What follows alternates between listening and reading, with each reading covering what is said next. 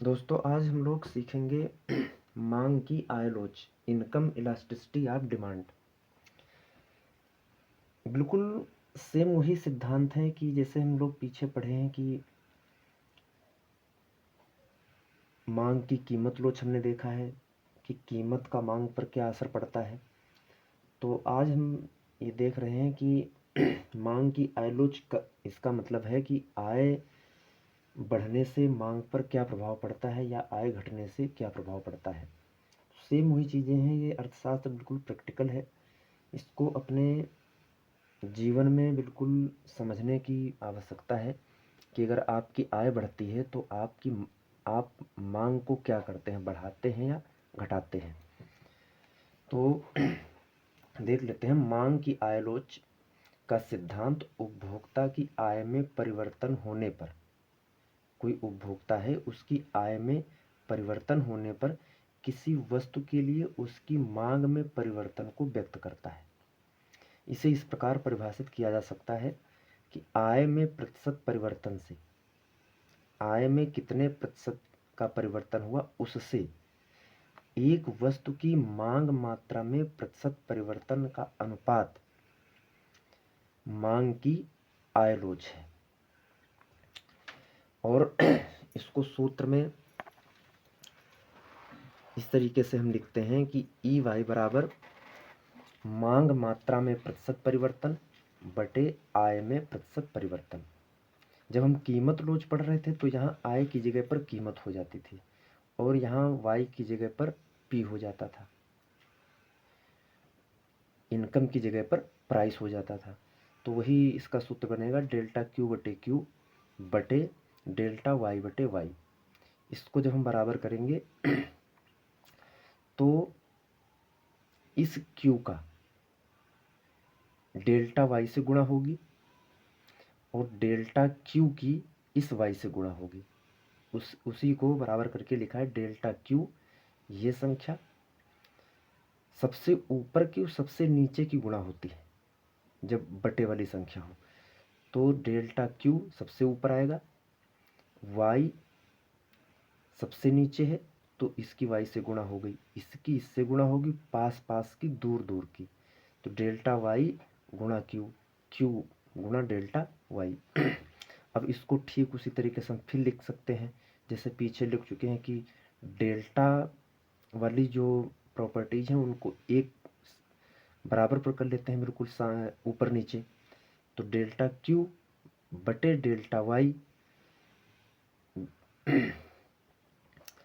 और ये वाई बटे क्यू कर लेंगे इधर हम। तो इस तरीके से डेल्टा क्यू बटे डेल्टा वाई गुणा, माफ़ कीजिएगा यहाँ पर हमने बराबर का निशान लगा दिया है, इस जगह पर गुणा का निशान लगेगा, गुणा वाई बटे क्यू। ये कैसे हुआ ये आप इसको अच्छी तरीके से जानते हैं। अब जो गुणांक है ई वाई, ये एक वस्तु की प्रकृति पर निर्भर करते हुए धनात्मक भी हो सकता है गुणांक, ऋणात्मक भी हो सकता है या शून्य भी हो सकता है। क्यों? यदि आय के बढ़ने से, ध्यान से सुनिएगा, यदि आय के बढ़ने से वस्तु की मांग बढ़ती है तो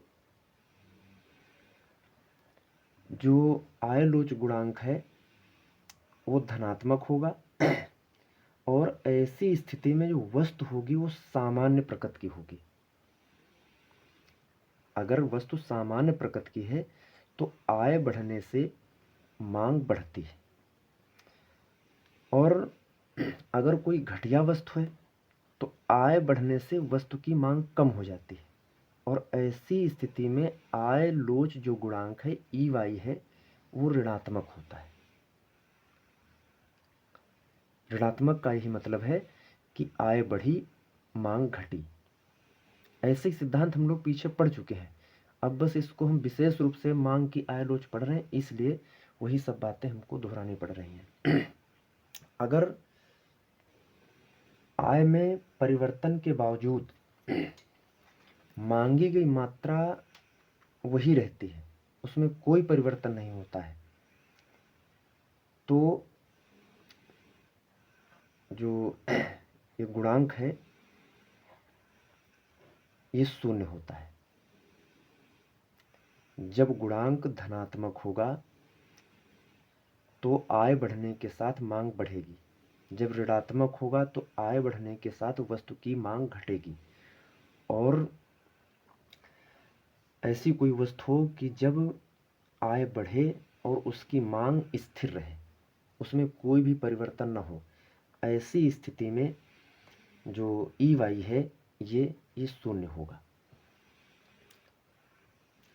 दोस्तों, जो सामान्य वस्तुएं होती हैं वे 3 प्रकार की होती हैं। पहली होती है आवश्यकता वाली वस्तुएं, दूसरी होती है विलासिता की, और तीसरी होती है सुविधाएं। तो जो आवश्यकताओं वाली वस्तु होती है उनके लिए आय लोच का गुणांक धनात्मक परंतु नीचा होता है। इसका मतलब है कि आय के वृद्धि के अनुपात में जितने प्रतिशत में आय बढ़ती है उतने प्रतिशत में वस्तु की मांग नहीं बढ़ती है, अर्थात आय के वृद्धि के अनुपात में एक वस्तु की मांग कम बढ़ती है। अगर आय 10% बढ़ी और वस्तु की मांग 8% बढ़ रही है या 5% बढ़ रही है तो ये आवश्यकताओं के लिए होगा। जो विलासिता की वस्तु होती है उसमें क्या होता है कि जितनी आय बढ़ती है उससे उसकी अपेक्षा अधिक परसेंटेज में वस्तु की मांग बढ़ती है। विलासिताओं के बारे में आय लोच का गुणांक धनात्मक परंतु ऊंचा होता है। जैसे उपभोक्ता की आय में 5% की वृद्धि होती है और परिणाम स्वरूप वस्तु के क्रय 10% बढ़ते हैं। और जो सुविधाएं की वस्तुएं होती हैं उनके लिए आय लोच का गुणांक इकाई होता है, इकाई के बराबर होता है। मतलब कि आय में वृद्धि के अनुपात में मांग में समान वृद्धि होती है। जैसे 5% अगर आय में वृद्धि हो रही है और उसके परिणाम स्वरूप मांग में भी 5% की वृद्धि हो तो यह आय लोच का गुणांक इकाई को दिखाता है।